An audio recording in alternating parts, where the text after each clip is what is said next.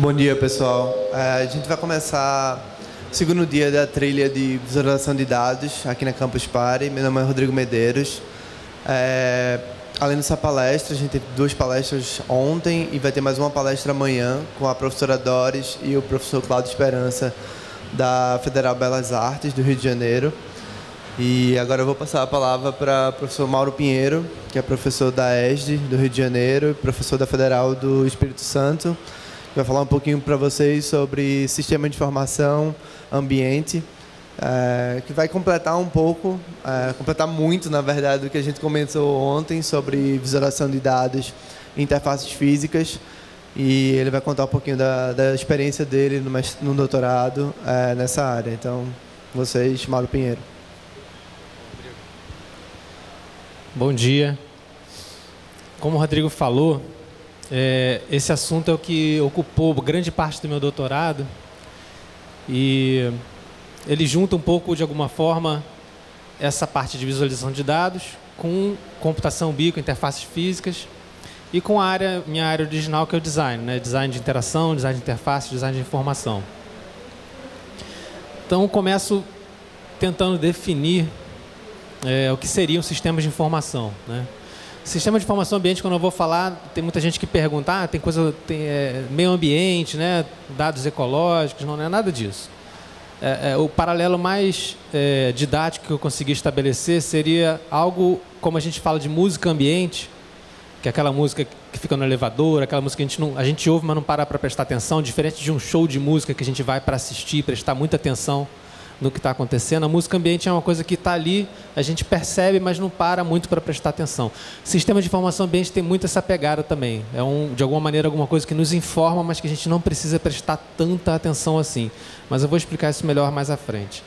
Então, tentando definir sistemas de informação, que é a grande área onde isso se encaixa, seriam qualquer coisa, na verdade, conjunto de pessoas, procedimentos, equipamentos que são usados para processar, armazenar, recuperar e exibir informação.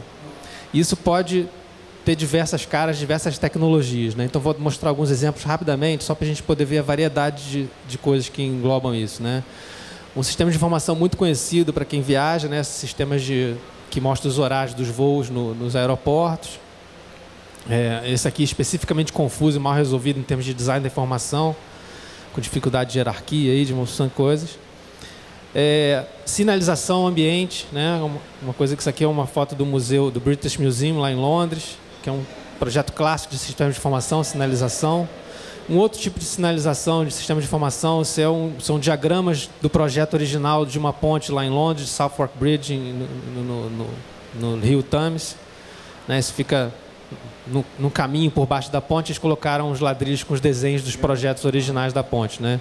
Então, isso é uma coisa que está lá para, na passagem, você de alguma maneira ter um contato maior com o projeto original. Isso aqui também é um sistema de informação, né? O Banco do Brasil tem um quiosque para você retirar a senha e você tem que dizer qual tipo de transação que você está querendo realizar, né? Só que o sistema foi tão mal projetado e é tão confuso de usar, o próprio quiosque, que eles botaram um fulano que fica do lado ali para operar o quiosque. Então, na verdade, o sistema de informação é o rapaz que está ali. Ele tem escrito no colete dele, posso ajudar? Né? E é imprescindível que ele esteja ali, porque o sistema não é fácil de usar, né? Então, isso também é um sistema de informação. Esse conjunto do sujeito com a máquina que a gente acaba não operando, né? O sujeito fica ali e ele fica mexendo nos botões, né? Então, a gente tem uma amplitude muito grande de possibilidades de sistemas de informação. O sistema de informação ambiente é uma categoria dentro disso. Então, o primeiro conceito que a gente tem que ter é que a informação ela é multiplataforma, ela transita por diversas plataformas, né? Às vezes é a mesma informação, que vai ter uma adaptação para cada plataforma. Vamos ver aqui um exemplo rápido, né? O jornal tradicional impresso, que tem uma maneira de usar, uma maneira de consumir, um contexto de uso específico. A sua versão online no desktop, a sua versão online mobile, que é um outro contexto de uso, que é uma outra situação de fruição da informação. E isso aqui, que fica lá em Vitória, no meio da rua, fica passando algumas manchetes nesse... Não dá para ver, a imagem aqui está muito estourada, mas isso é como se fosse um leitor de LED, assim, um painel de LED que na rua fica passando as manchetes, assim, né? Então, isso de alguma maneira traz a informação que será veiculada no jornal, mas com o mínimo de informação possível para o sujeito que está passando na rua conseguir, de alguma maneira, ter alguma ligação com o que está acontecendo, né? Então, disso a gente tem que cada plataforma ela vai propiciar experiências muito particulares, né? A maneira de usar aquele painel na rua é uma maneira de usar e de ler o jornal, de consumir a informação do jornal impresso é outro, o contexto de uso é outro. Você dificilmente vai pegar um jornal impresso e sair andando no meio da rua lendo o jornal. Mas o mobile, de repente, você vai pegar e vai fazer isso rapidamente no ônibus, alguma coisa assim, né? Então, cada plataforma vai permitir um tipo de relação que vai envolver recursos cognitivos diferentes, vai demandar um tempo de envolvimento diferente, vai demandar um grau de imersão, de engajamento diferente, né? Isso tem a ver com o próprio desenho da interface, né? E a interface ela vai, de alguma maneira, orientar o uso que a gente faz do sistema, né? Tem uma escola que se chama Media Ecology, que vai falar que os meios de informação, eles trazem dentro de si uma certa lógica de uso que vai condicionar o uso que a gente faz daquilo, né? E a gente tem uma situação contemporânea que essa coisa das interfaces móveis, dos dispositivos móveis, eles criam uma maneira de usar que prevê a imersão, né? Você demandar completa atenção para usar o dispositivo e ficar meio que alienado de tudo que está acontecendo em volta, né? Então a gente tem situações como essa, que a gente tem pessoas que estão completamente engajadas no uso da interface, ficam alheios ao que está acontecendo. Às vezes até em situações sociais que supostamente a gente deveria estar engajado com o que está acontecendo em volta, a gente fica, quando começa a usar o aparelho, fica completamente esquecido, entra numa bolha e fica ali dentro operando com as interfaces, porque elas demandam a sua atenção. Faz parte do projeto do objeto, do dispositivo, esse grau de engajamento, né? Ele não prevê que você, ao utilizar o telefone celular como uma interface computacional, possa fazer qualquer outra coisa, né? É uma coisa que te demanda completa atenção. Às vezes até em situações que socialmente seriam consideradas inadequadas para você usar o aparelho, a gente usa porque a lógica do aparelho é, de fato, você ficar o tempo todo conectado, né? Então, cada vez mais, alguns dispositivos têm essa lógica de imersão e de completa atenção para você poder usar. E às vezes isso acaba tendo uma interferência no cotidiano que nem sempre é muito bem-vinda, né? A gente tem já alguns exemplos de pessoas que estavam operando o aparelho em situações que não seriam consideradas adequadas, né? Como essa moça que estava dirigindo e resolveu postar alguma coisa no Facebook e logo em seguida, no segundo seguinte, ela bateu de carro e morreu, né?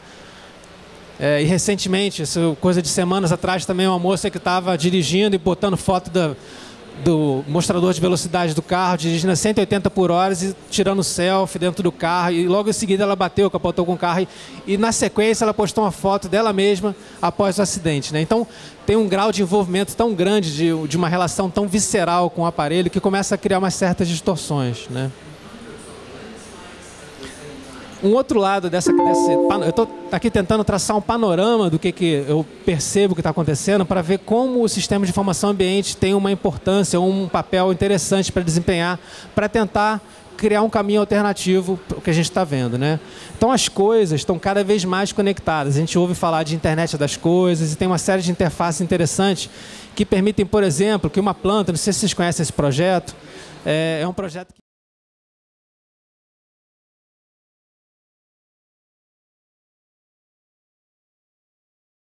de planta, e aqui ele vai monitorando como é que está a umidade da terra. Dependendo de como ela está, se está muito seca, ela posta uma mensagem no Twitter pedindo para ser regada, né? Então, o dono da planta pode acompanhar o estado da planta porque ela vai falando com ele ao longo do tempo. O projeto original era mais sofisticado, ela fazia uma ligação telefônica e tinha uma série de mensagens gravadas e ela falava, poxa, por favor, me molha, eu estou com sede, né? Então você recebia uma ligação, era a planta falando com você, né? Então, isso acho que é um grau bem avançado de internet das coisas, né? Então, isso aqui é a conta no Twitter da planta dizendo, você não me molhou o suficiente, urgente, preciso de água, né? E ela agradecendo que ela foi regada. Então, tem um grau de... uma tentativa de humanizar um pouco a relação com as plantas, né? Um outro exemplo dessa ideia de internet das coisas, como as coisas estão conectadas, é a Tweetdoor, né? São gatos aqui que tem uma porta... A porta da casa tem uma passagem para os gatos e os gatos da rua entravam à vontade e roubavam a comida dos gatos da casa. Então o sujeito fez uma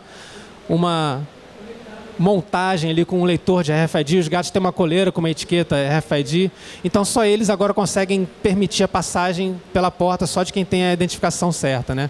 E aí ele achou interessante também fazer uma conta no Twitter, toda vez que eles passam pela porta, eles criam um post novo na conta deles no Twitter. Então ele fez umas mensagens engraçadas também, falando que os gatos estavam saindo, entrando, e tem uma foto desses gatos passando. Então toda vez que eles entram e saem da porta, aquilo atualiza uma conta. Então é como se os gatos estivessem postando também no Twitter que eles saíram, que eles entraram, né? Então mais um exemplo de internet das coisas. Eu recentemente fui num evento no consulado português, lá no Rio, que era um evento de degustação de vinhos portugueses. Os produtores de vinho montaram barracas, montaram suas bancas lá e a gente ficava degustando vinhos. E a gente recebia uma taça inteligente quando entrava no evento. E a ideia é que você, em cada estande de produtor de vinho, você chegava com a sua taça e passava nesse leitor que tem aqui.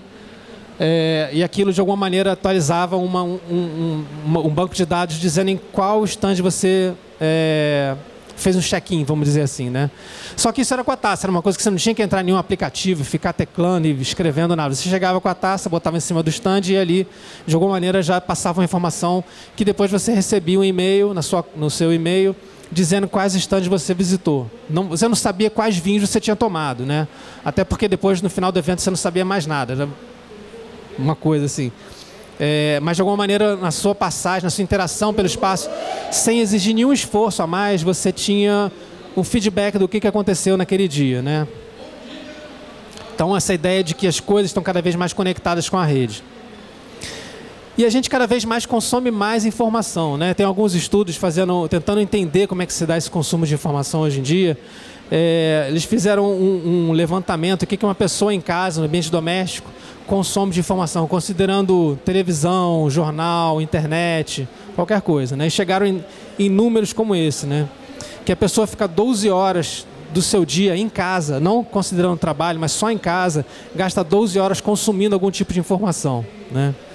O equivalente a 34 gigabytes de dados e 10.500 palavras. Então, é bastante coisa que a gente consome hoje em dia. Eles não chegaram a fazer um estudo anterior para a gente ter uma comparação de como isso está evoluindo, mas já dá uma ideia de como é grande o consumo de informação que a gente tem.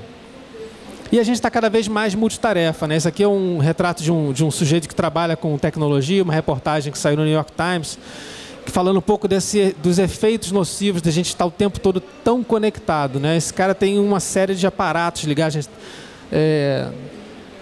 A luz aqui está um pouco estourada, então não dá para ver exatamente, mas tem umas 5 telas diferentes que ele está acompanhando 5 atividades diferentes no mesmo tempo, né? Então tem um estudo que diz que no trabalho, especificamente no ambiente de trabalho, enquanto você está desenvolvendo alguma atividade, está envolvido com uma atividade específica, a cada 3 minutos do seu trabalho você interrompe aquela atividade para fazer alguma outra coisa. Nem que seja para ver se chegou alguma mensagem nova no seu e-mail. Você dá um alt tab, vamos dizer assim. A cada 3 minutos você interrompe o que está fazendo para fazer alguma outra coisa. Isso, a cada 2 minutos, isso também tem uma mudança de dispositivo. Você está no seu computador e de repente vai ver alguma coisa no telefone celular, ou vai chega uma ligação para você, né? Isso considerando a mesma atividade, imagine que você tem uma atividade maior, você está envolvido num projeto e tem várias pequenas atividades que você faz. Então, essa mudança de 3 em 3 minutos seria dentro de um mesmo projeto, né? Então, você tem uma pequena interrupção de um grande projeto. Mas a cada 12 minutos, você sai daquele projeto e vai para uma outra história completamente diferente, né? É uma pessoa que chega na sua mesa para falar, é um telefone que toca, é um e-mail que você tem que parar para responder. Então, a cada 12 minutos do seu trabalho, você tem uma interrupção grande. E esse mesmo estudo diz que a cada interrupção dessas, você demora 23 minutos, 23 a 25 minutos para voltar ao seu foco original de atenção. Ou seja, você dá uma parada e até você voltar e começar com o ritmo de produção que você tinha, você demora 23 a 25 minutos. Então você imagina isso ao longo do dia, como isso é ruim para o fluxo de trabalho, né? Ao mesmo tempo é bom você conseguir dar essas quebradas, mas o problema é que isso é o tempo todo interrompendo o seu trabalho. Então a gente tem uma produção muito reduzida. Eu não sei se vocês têm essa sensação, mas eu costumo trabalhar muito melhor durante a noite. Por quê? Cessa, todas as interrupções cessam. As pessoas estão dormindo, você não recebe mais e-mail, você não tem mais nenhum post novo no Facebook e de repente a produção começa a subir. Só que aí, ao mesmo tempo, o sono começa a bater. Então você está começando a ficar bom, está começando a cair o sono também. Então é uma confusão que a gente tem que, de alguma maneira, tentar resolver, né? E esse mesmo estudo começou a ver que efeitos isso tinha nas pessoas que eram muito multitarefa, né? Então, um estudo separado de um grupo de psicólogos que trabalha com ciência cognitiva, comparando pessoas que eram fortemente multitarefa e pessoas que eram menos multitarefa, né? Então, as pessoas que eram muito multitarefa, elas tinham muito mais dificuldade de filtrar que informação era relevante, né? A gente tem muito input e às vezes a gente diz, não, isso aqui eu não preciso fazer agora. Mas as pessoas que eram muito viciadas em multitarefa, elas tinham muita dificuldade de fazer esse tipo de análise do que é importante, o que não é importante, o que eu preciso parar para ver agora, o que eu posso deixar para depois, né? E elas também têm muito mais dificuldade de reter informação na memória de trabalho, que seria memória de curto prazo. É lembrar coisas bobas assim que você precisa saber ao longo do dia para desenvolver alguma tarefa, né? Lembrar um número, lembrar alguma coisa, um número de telefone, sei lá, uma mensagem que chegou e você tem uma informação que você precisa resolver rapidamente. Então, essa pessoa multitarefa, ela tem mais dificuldade de concentração para levar a sua vida ao longo do dia, né? Isso tudo tem a ver com esse contexto que a gente está imerso hoje em dia, né? Então, a gente tem essa tendência também percebida nos produtos digitais de concentrar funções num único dispositivo. Eu acho que o melhor exemplo é o telefone celular, né? Que ele é inclusive um telefone celular, mas na verdade é um computador de bolso que tem uma porção de funções, inclusive realizar ligações telefônicas, né? Eu costumo dizer que na verdade o telefone celular é como se fosse um canivete suíço. Ele tem uma série de ferramentas e nenhuma delas é muito boa, né? O canivete suíço ele tem uma série de coisas, mas que nenhuma delas é tão boa quanto o original. Você tem uma faca que não é tão boa quanto uma faca específica. Você tem uma chave de fenda que não dá para você fazer uma obra com um canivete suíço. Você tem uma serra que não dá para cortar pão também quanto uma faca de cortar pão, né? Então, ele é um quebra-galho muito versátil, mas ao mesmo tempo não muito bom para fazer tarefas muito específicas, né? E essa tendência de juntar uma série de funções no mesmo objeto, ela é muito corrente hoje em dia, né? A gente tem esses relógios hoje em dia que estão surgindo, relógio da Apple, relógio da Samsung, essas coisas todas, tem essa mesma pegada de tentar colocar tudo dentro de um aparelho só, pequenininho, mesmo que nem sempre seja a melhor coisa, né? Você tem uma câmera fotográfica e tem uma coisa para ver fotos aqui, mas como é que você vai ver uma foto num negócio desse tamanho? Você não tem detalhe suficiente, tem mensagem, como é que você vai ler uma mensagem nesse negócio tão pequenininho, né? Tem uma série de funções, então isso é uma tendência de você ser cada vez mais canivete suíço dentro de um aparelho, né? E a gente tenta, de alguma maneira,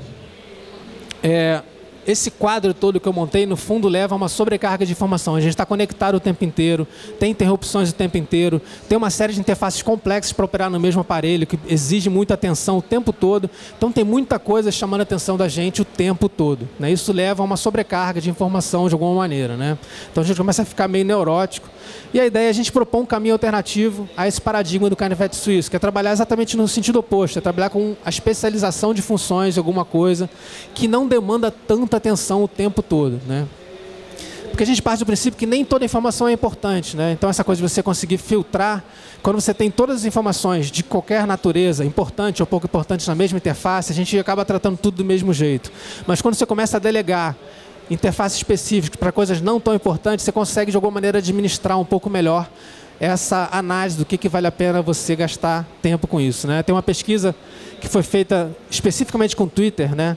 Vendo com quase 1.500, 1.400 usuários, analisando 43 mil tweets, cada um analisou 10 tweets e classificou isso em categorias, que seriam tweets que valem a pena ver, tweets que são apenas ok e tweets que não vale a pena ver. Então, na verdade, quando a gente vê o tipo de informação que chega no Twitter, apenas 36% das informações que chegam valem a pena você parar para, de fato, consumir aquilo de alguma forma, né? O resto é, no máximo, ok, né? Então, chega muita coisa e é muito ruído o tempo todo, né? Então, de alguma maneira, a gente tem que conseguir filtrar isso e delegar o que não é importante para um outro nível de atenção que a gente não precisa, de alguma maneira, parar o que está fazendo para consumir aquilo. E aí que vem a ideia do sistema de informação ambiente, né? Finalmente, vamos chegar no tema da minha apresentação.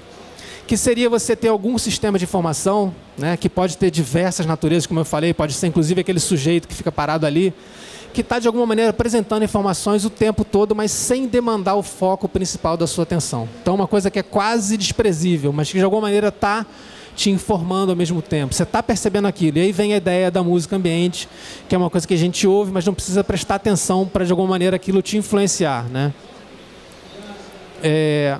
Só para a gente entender a diferença que tem de um sistema altamente, que exige uma carga cognitiva grande. Eu peguei aqui o site do Clima Tempo, que é um site para você, no fundo, saber se vai chover, ou se vai nevar, ou se vai fazer sol.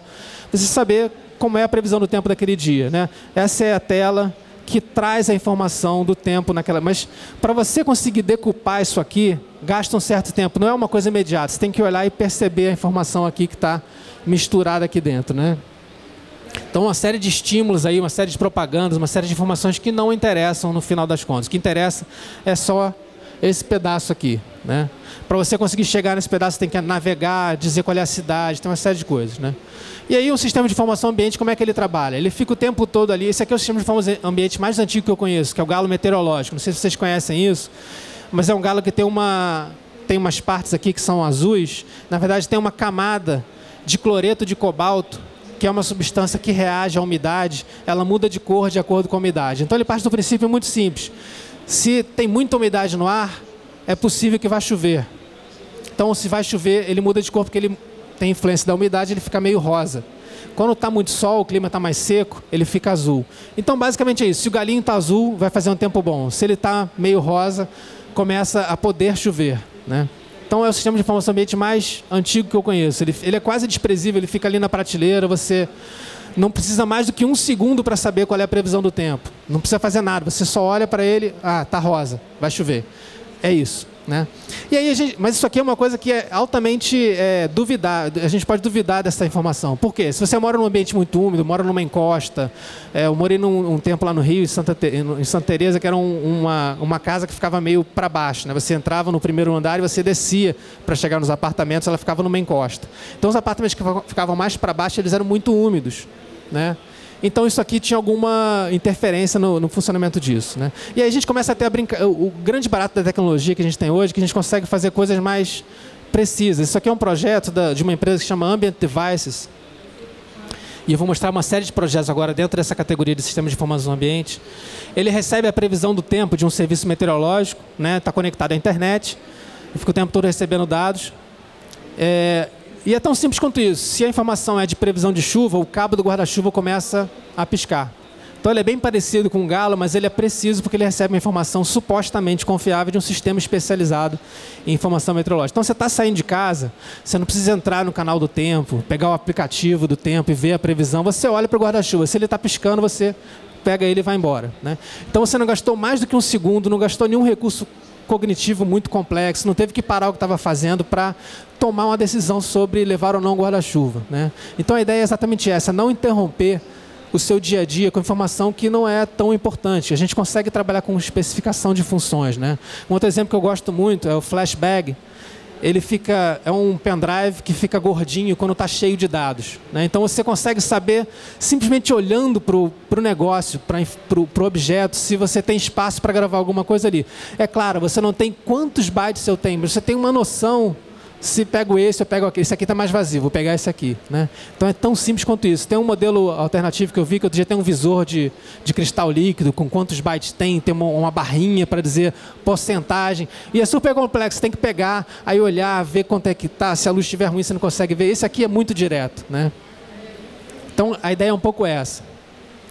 E aí tem coisas que não são tão objetivas e funcionais assim. Esse aqui é um projeto que eu gosto muito, que é um projeto mais poético, e que eu começo a visualizar dados que não são muito fáceis de entender. Esse é o History Tablecloth. O que eles fizeram? Tem uma mesa com um grande painel de sensível à pressão, e tem umas células que acendem quando tem alguma coisa por cima. Você bota um objeto em cima da mesa e a mesa começa a acender os pedaços que estão ali, né?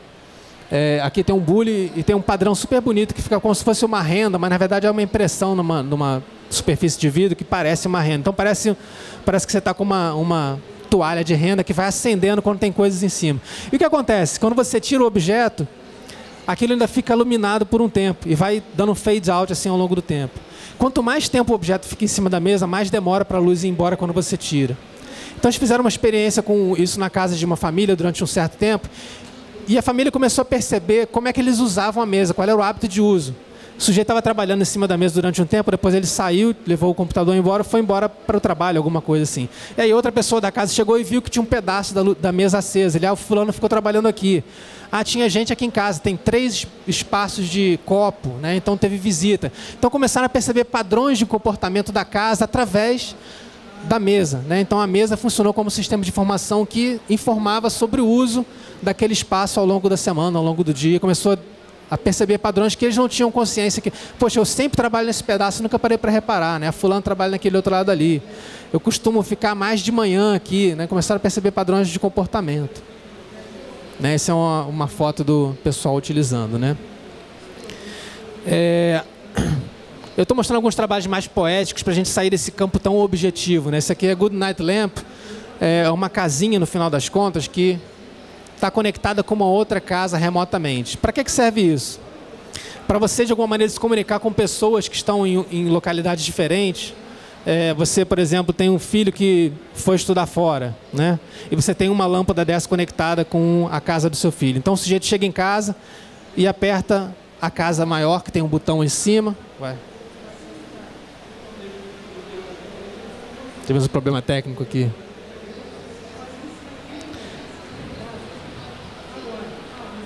Então, basicamente, o que a gente tem são duas casas que estão conectadas, o sujeito chega na casa, acende a dele, e remotamente uma outra casa de uma pessoa querida acende também, né? Então, você começa a ter uma noção de ligação com as pessoas que estão distantes com um simples objeto que você chega e liga assim, né? Então, tem o vídeo de apresentação do projeto, eles mostram algumas situações de uso. Por exemplo, a mulher está no escritório trabalhando e vai sair para casa, ela desliga a casinha dela, né? O sujeito em casa está na cozinha, preparando alguma coisa, e de repente a casa que estava acesa, que está conectada com a da mulher, apaga. Ele, poxa, a fulana saiu do trabalho, né? Então ele botou a coisa no forno para já ir esquentando, para quando ela chegar em casa, aquilo já está pronto para ser consumido, né? Eu não sei se vocês têm esse hábito, eu sou casado e a minha esposa, toda vez que está saindo do trabalho, ela fala, tô saindo, vou pegar o ônibus agora. Então é uma coisa que ela tem que parar, pegar o telefone, abrir o aplicativo WhatsApp, escrever uma mensagem, mandar, às vezes esperar a conexão porque não tem. E eu tenho que estar perto para ouvir que ela saiu, né? E de repente, uma coisa dessas que fica lá em casa, sem chamar muita atenção, a gente está passando e viu, opa, está apagada, ela já está vindo, né? Gente, tive um pau aqui que deu uma ziquezira qualquer.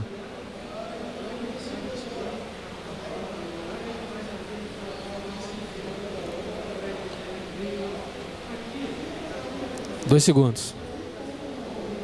Travou geral aqui.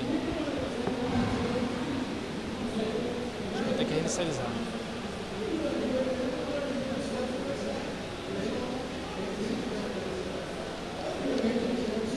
Aproveitar para beber água. Esperar ele ligar aí.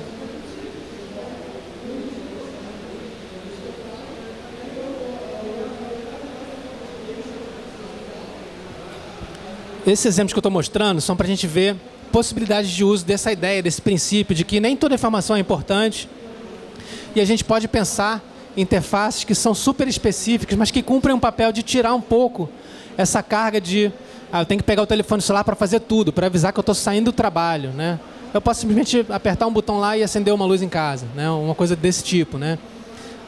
Interfaces que não demandam muito nossos recursos cognitivos, que de alguma maneira se integram ao ambiente, ao nosso dia a dia, sem que aquilo cause mais distração e mais desconforto no meio de tanta informação que a gente recebe. É claro que isso não serve para qualquer coisa, né?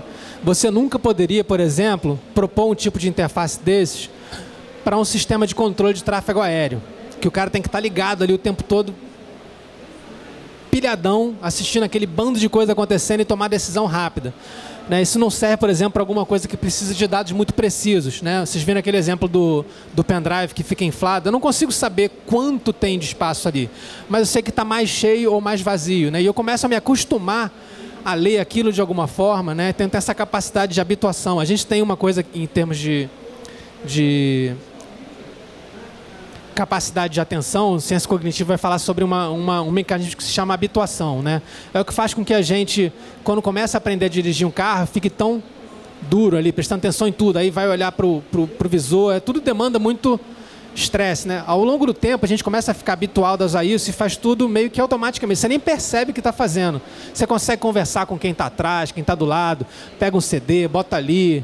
E aí você consegue dominar aquela máquina sem gastar muito recurso cognitivo, porque você conseguiu se habituar com ela. Então, é um mecanismo nosso de conseguir operar com uma coisa que você consegue, de alguma maneira, fazer o seu corpo ficar habituado àquilo, né? Então, a ideia do sistema de informação ambiente também passa muito por essa capacidade de habituação que a gente tem. Da gente conseguir fazer uma leitura muito rápida de um sistema que é pouquíssimo complexo e conseguir, de alguma maneira, obter alguma informação disso, né?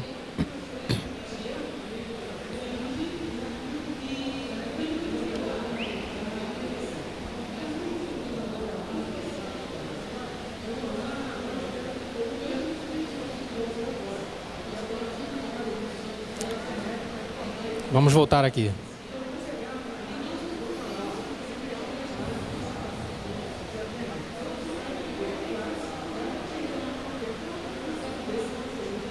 Peço desculpas aí pela confusão.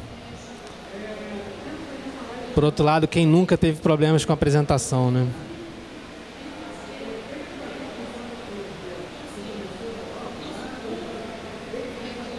Tive que dar boot aqui, então está demorando tudo.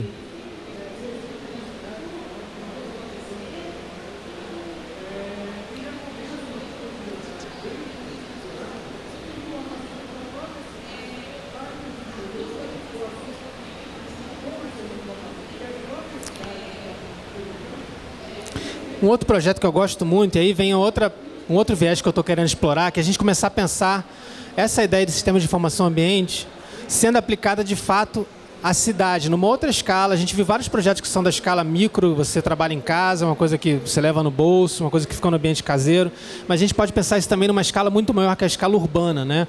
Esse é um projeto que eu gosto muito, que é de um professor da Universidade de Eindhoven. Ele fez uma fonte dessas que fica jorrando água, que está conectada com a taxa cambial. Então ele fica monitorando a taxa do ien, do euro e do dólar. Então, é muito intuitivo. Quanto mais alto tiver a coluna da água, maior está a taxa de câmbio. Então, é uma coisa que você consegue perceber a flutuação das taxas de câmbio ao longo do dia no ambiente. Isso poderia ser pensado para outras situações. Você poderia, por exemplo, estar monitorando o trânsito de algumas avenidas importantes. Então, aqui na Campus Party, poderia ter, por exemplo, uma fonte de água. Hoje em dia, a fonte de água não seria muito adequada, porque a gente está com falta d'água. Mas poderia ter, sei lá, uma coisa que fosse um jato de luz, assim, que tivesse uma intensidade diferente ou uma cor diferente, que estivesse monitorando o trânsito de algumas vias principais aqui do espaço, né? Ou alguma coisa que, por exemplo, os palestrantes têm que pegar uma van aqui que tem horários certos, né? Poderia ter uma luz que estivesse ficando cada vez mais vermelha, quanto mais próximo tivesse o horário da van chegar, e você não fica na neurose de olhar o relógio. Você, de repente, olha ali, a bola está super vermelha, piscando, e a van está chegando, está entrando no portão. Você sai correndo daqui para lá, né? Uma coisa que pensar interfaces que saiam desse ambiente que a gente está acostumado, né?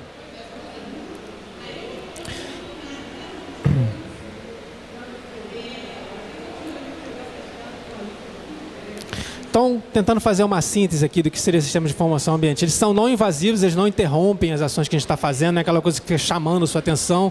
De alguma maneira, eles conseguem se mesclar ao ambiente interno ou o ambiente urbano. Eles atuam um pouco mais na periferia da percepção, não é uma coisa que fica o tempo todo, você não precisa ficar focado nele para poder consumir aquela informação. E ele acaba usando esse processamento pré-atencional, que é uma coisa quase no nível subconsciente, que você começa, a partir do momento que você se habitua com aquele sistema, você consegue ler o sistema sem sequer perceber que está lendo, né? Um pouco essa a ideia, né? Em termos de limitação, como eu estava falando, né? Ele não é muito indicado para veicular informação crítica. Ele não é muito indicado para execução de tarefas muito complexas, como eu estava falando do sistema de tráfego aéreo, né? É uma coisa que você tem que ficar muito envolvido. A ideia é um pouco o contrário disso, né? Não fornece informação precisa, não são indicados para veicular dados complexos, né? Queria mostrar um projeto que foi feito por um aluno meu, só para a gente ver o que está acontecendo. Eu mostrei vários projetos aqui e nenhum deles é brasileiro, né? Mas já tem gente pensando coisas. O Rodrigo até fez uma coisa que tem muito essa pegada, eu acabei não tenho nada material seu para poder mostrar, mas ele fez algo muito parecido, que era uma instalação que parecia uma série de nuvens que estavam de alguma maneira conectadas com a previsão meteorológica ou com eu não lembro o que era, se era poluição, o que era, qualidade do ar. Qualidade do ar de várias cidades do Brasil e do exterior, né? E aquilo ia tendo uma mudança de aspecto visual, acho que era uma coisa colorida, que mudava a cor, de acordo com a qualidade do ar de várias cidades. Então você olhava e conseguia ter uma noção, não precisa, mas conseguia ter uma noção da qualidade do ar de uma série de localidades. Então era uma coisa que ficava no ambiente ali, você conseguia ter uma leitura disso, né? Foi uma pessoa que pensou um projeto dessa natureza. né?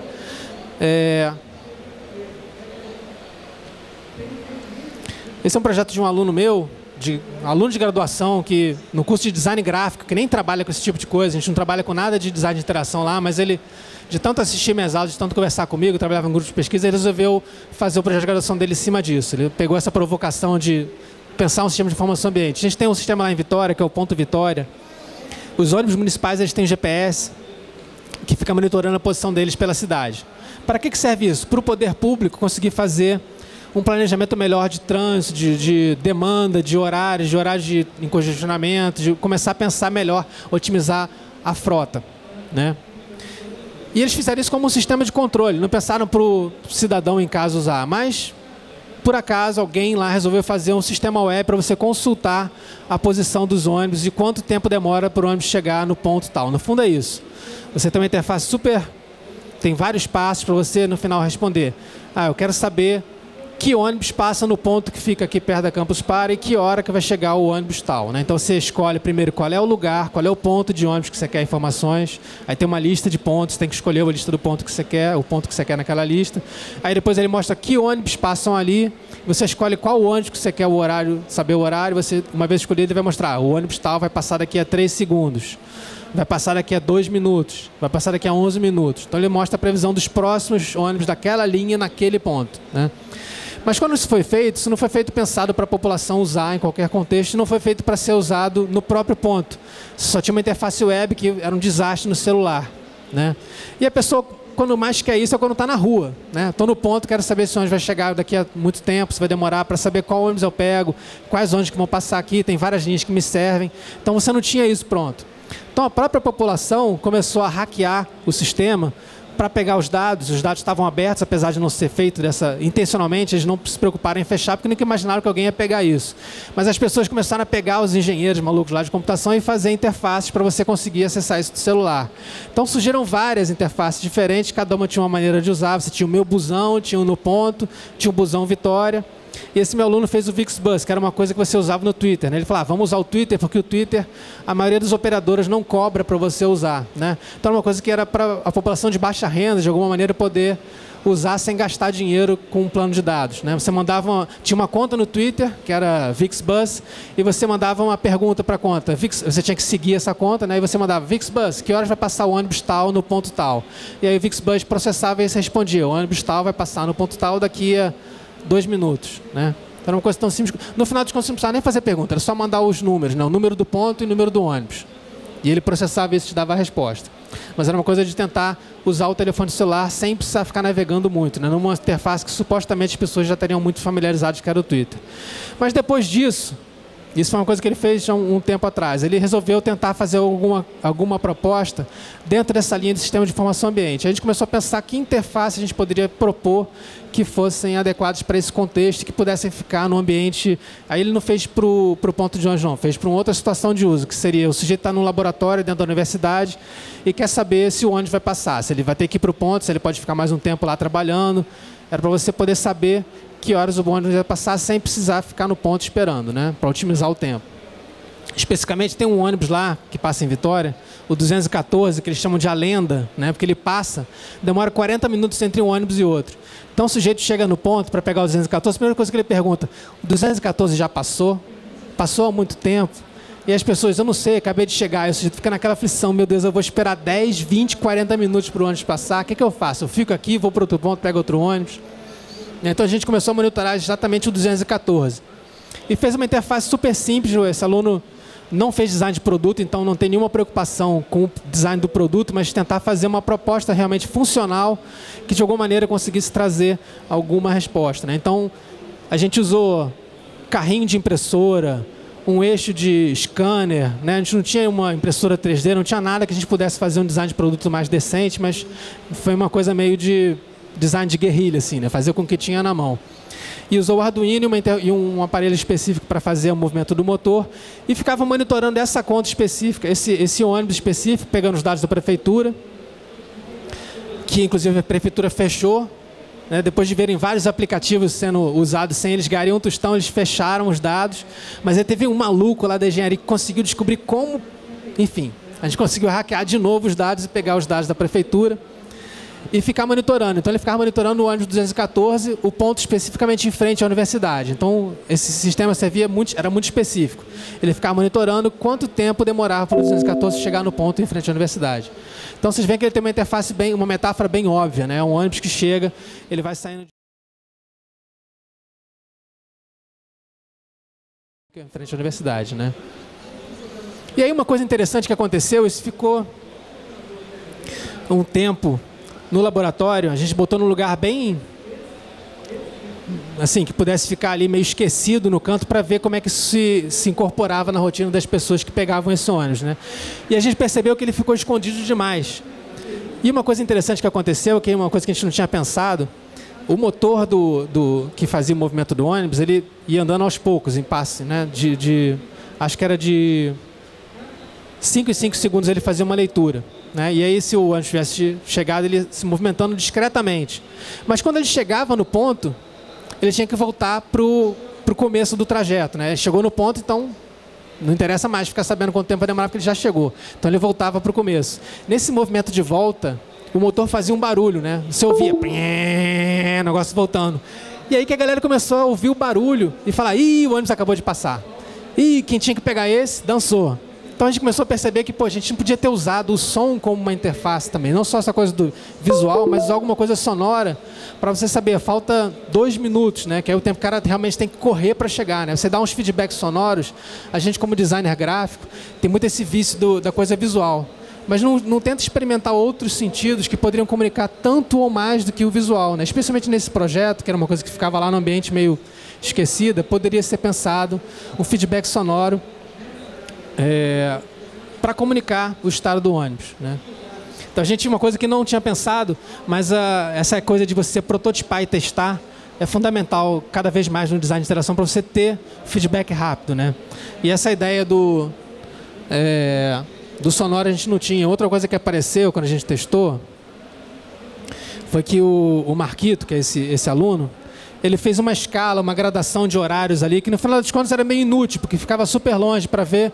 E a ideia não era a gente ter uma precisão no dado, era a gente conseguir, com uma olhada, saber quanto tempo falta. E dentro dessa ideia de habituação. Então a gente pensou, pô, a gente podia ter feito um cenário, alguma coisa que tivesse dicas visuais, uma árvore, um prédio, alguma coisa que simulasse essa coisa, você sabendo, pô, ele já chegou na árvore, então falta mais ou menos o tempo que eu preciso para chegar. Com a habituação, né, o cara usando aquilo ao longo do tempo, ele saberia exatamente, olhando rapidamente, em que posição ele precisa sair. Então essa ideia da habituação e de dar uma dica visual além da sonora, também a gente pensou em fazer uma nova versão disso aí, né?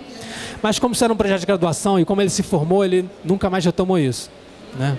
Esse é o problema dos projetos de graduação. Eles acabam, o aluno vai embora e a gente fica à mercê. E aí eu queria fazer uma provocação, ainda tem aí 15 minutos, dentro dessa ideia do sistema de informação aplicado à cidade, que é uma coisa que me interessa cada vez mais, especialmente no momento que a gente tem de crise de representação política, que os políticos não nos representam, eles trabalham em causa própria, eles trabalham para encher o bolso deles com algum dinheiro, além do salário. Então a gente não tem nenhuma representação. Como é que a gente pode influir na gestão da cidade, no desenho da cidade, né? Como é que a gente pode empoderar as pessoas para conseguir agir sobre a cidade, já que os gestores não nos representam?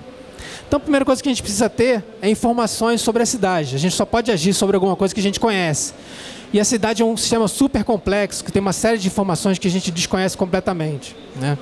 Como é que a gente pode ter informações sobre a cidade? Um exemplo, lá no Rio a gente tem o Centro de Operações da Prefeitura, né, que ganhou prêmios de Smart City. A gente tem desde 31/12/2010 30 órgãos diferentes da Prefeitura concentrados em um só lugar, gerando informações sobre a cidade, informações meteorológicas, informações de trânsito, monitoramento de vigilância de câmeras de rua, fica vendo questões de segurança. E a ideia é que esse centro tenha poder de decisão rápida sobre coisas de gestão de crise da cidade, né? Então a gente tem uma série de informações sendo produzidas aí, só que o cidadão, ele não tem acesso a nada disso aí. O que a gente tem, que eles lançaram desde 2010, foi só isso aqui. Um adesivo com QR Code que você acessa do celular no ponto de ônibus para saber informações sobre as linhas de ônibus da cidade. É só isso que a gente recebe desse tanto de informação que é produzida pela suposta Smart City do Rio de Janeiro, né? Então a gente percebe que o poder público não está interessado em dar dados para a gente saber o que está acontecendo. Quanto menos a gente souber, melhor. Né? Aquela coisa da caixa preta dos ônibus. Quanto menos a gente souber o que está acontecendo, melhor para os gestores que representam a si próprios. Né?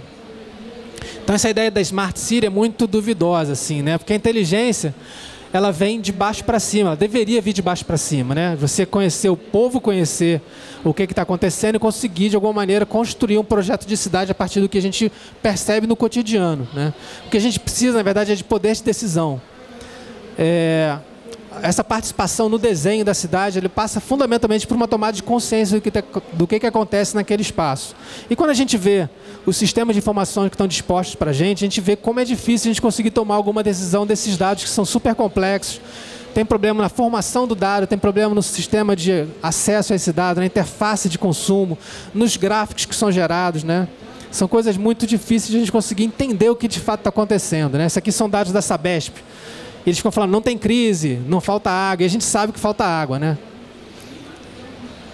E aí, como é que a gente consegue, de alguma maneira, gerar alguma coisa? A gente percebe algumas iniciativas da população tentando, de alguma maneira, monitorar isso de uma maneira mais eficiente, né? A gente tem aqui o Estou Sem Água, que as pessoas baixam um aplicativo, colocam no seu celular e simplesmente dizem, ó, estou sem água aqui. Isso, de alguma maneira, fica plotado no mapa e a gente consegue ter um dado muito mais confiável do que a prefeitura diz, temos água, o rodízio é de 5 a não sei quanto, a gente vai ter água para todo mundo, não sei o quê.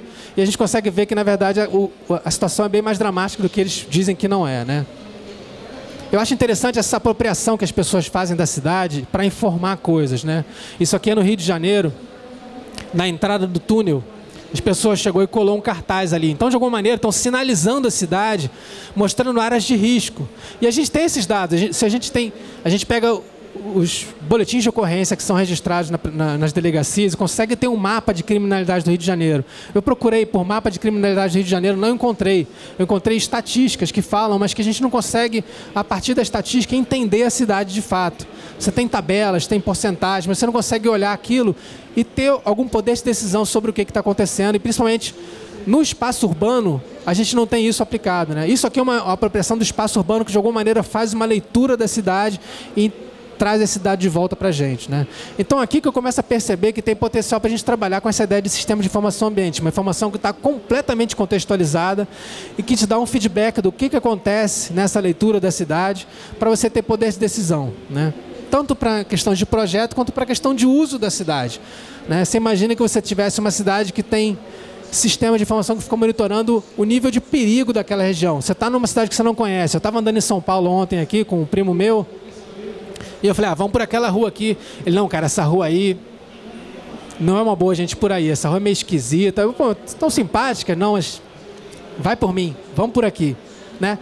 Você imagina um sistema de informação ambiente que vai monitorando o nível de violência, de casos que acontecem de, sei lá, de estupro, de mulheres que são molestadas, de, sei lá, de qualquer coisa, né?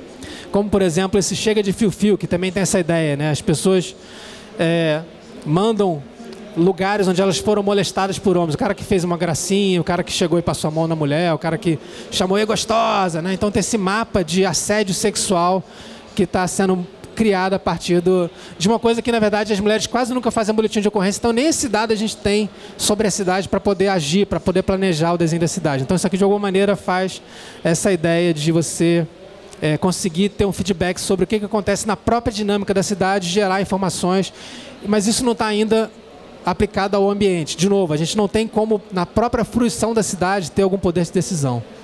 E aí eu vou mostrar o último projeto, que já parte para uma proposta, de fato, isso é um projeto de um aluno lá da ESD, que fez exatamente essa ideia de você, no próprio ambiente, conseguir fazer uma leitura de dados que estão ali, mas que a gente não consegue observar facilmente.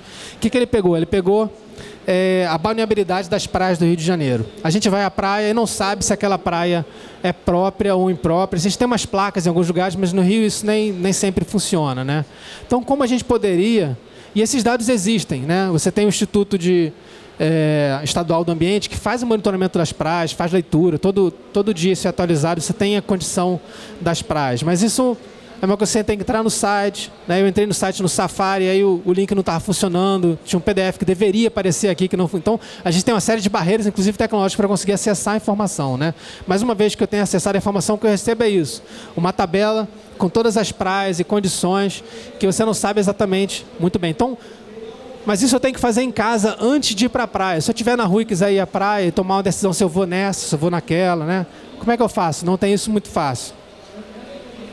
Uma outra alternativa seria consultar o jornal, que traz uma tabela também, né?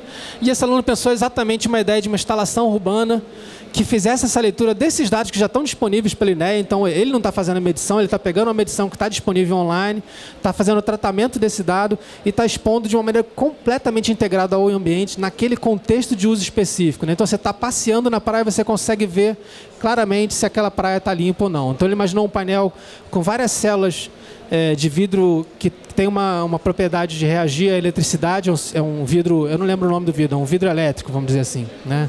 Então, uma célula que muda a opacidade do vidro de acordo com uma carga elétrica que é lançada ali, né? Se tiver carga elétrica, ele fica transparente ou fica opaco, não lembro exatamente, mas ele muda o estado dele. Basicamente é isso que faz. Então, é um painel com uma série dessas células que tem uma programação por trás, vai pegar o dado, vai tratar esse dado e vai ligar ou desligar algumas células. Isso tem um movimento, né? Isso fica se movendo ao longo do tempo, para você perceber o padrão acontecendo ali, né? Então, basicamente, a estrutura ele pega a informação do INEA, trata esse dado e liga ou desliga algumas células dependendo da qualidade da água, né? Se estiver muito poluída, a metáfora é imediata. Vai ter muitas células acesas, né?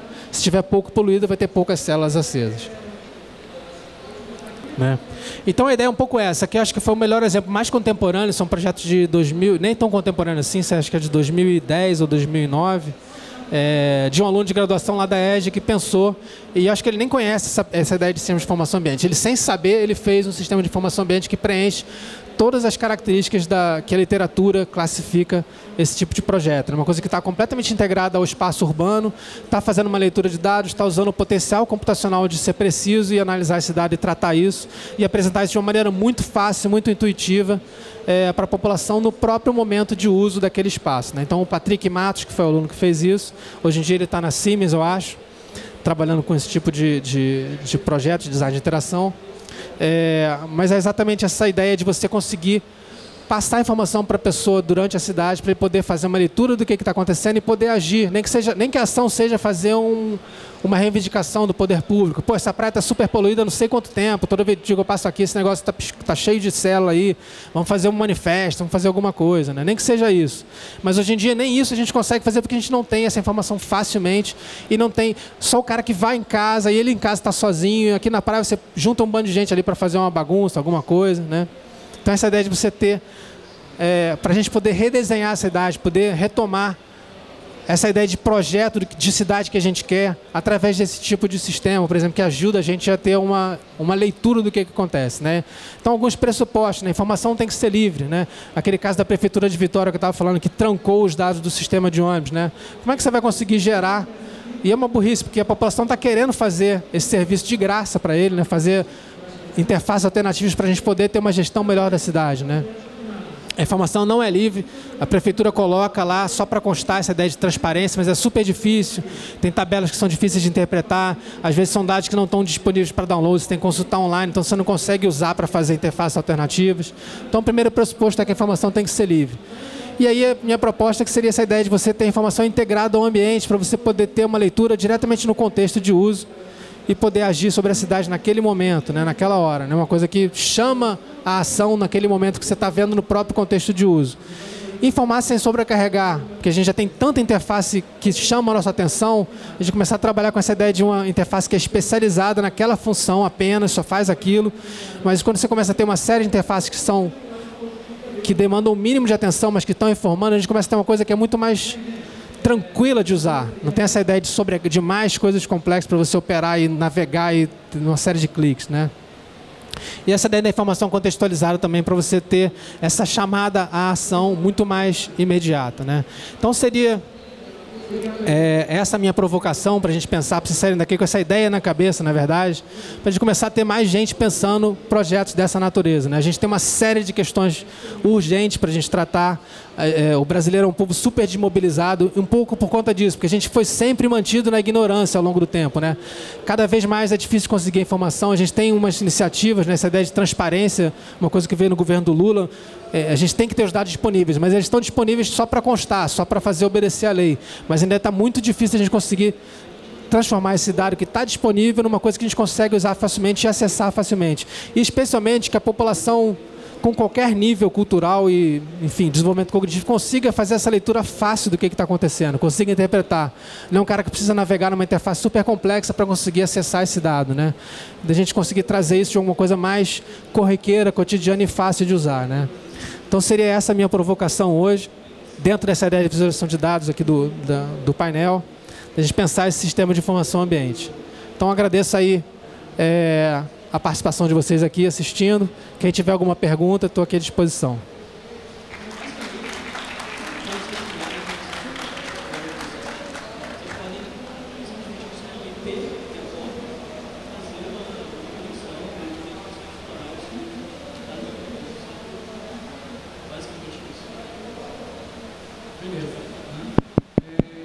Som.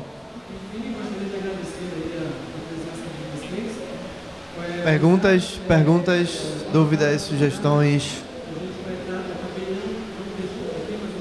Eu levantei a mão, eu acabei esquecendo a pergunta, mas primeiro eu gostaria de agradecer pela palestra. Eu imaginava que seria uma coisa totalmente diferente, eu imaginava que seria falar sobre sistemas embarcados para captarem informações do ambiente. Mas eu gostei muito mais porque, desse jeito, você mostra que a tecnologia pode ser usada para aproveitar o potencial humano de interpretar padrões e responder a eles rapidamente. Porque as interfaces hoje, elas demandam um processo cognitivo que a gente chama de processo lento, que é o processo de você realmente ter que se esforçar e demandar uma certa atenção.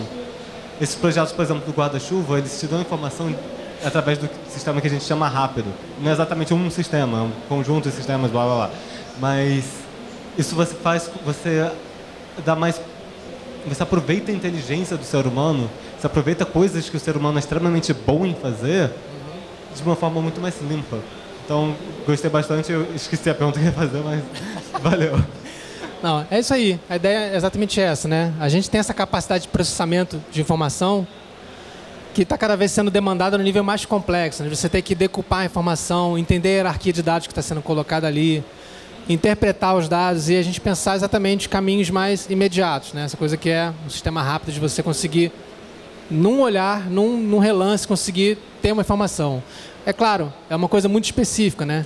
São sistemas que trabalham só com um tipo de informação, com uma coisa muito simples e que a gente tem que, de alguma maneira, aprender a ler ao longo do tempo. Não é uma coisa, eventualmente, imediata, né? Você vê um painel daquele na praia, no primeiro momento, talvez você não consiga... Esse aqui eu acho até que é bem fácil, que é bem imediato. A metáfora é pouca célula, pouca sujeira, né? Alguns não são tão imediatos assim.